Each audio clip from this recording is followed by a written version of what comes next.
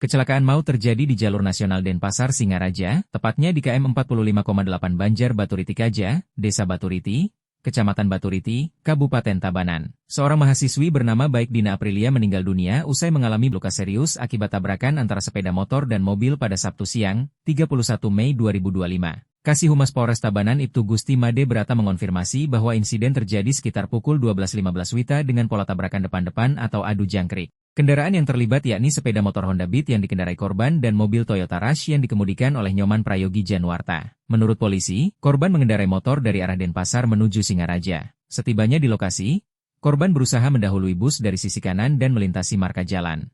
Namun nahas, dari arah berlawanan datang mobil Toyota Rush dengan kecepatan tinggi. Karena kedua kendaraan melaju cukup kencang, tabrakan tak terhindarkan di jalur milik Toyota Rush. Benturan keras mengakibatkan korban mengalami cedera parah di bagian wajah dan kepala. Korban sempat dilarikan ke RS Semararatih, Desa Luus namun dinyatakan meninggal dunia dalam perawatan akibat cedera kepala berat dan penurunan kesadaran.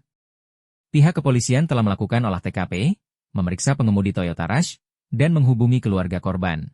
Polisi mengimbau masyarakat agar lebih berhati-hati terutama saat hendak mendahului kendaraan di jalan menanjak dan kawasan pemukiman.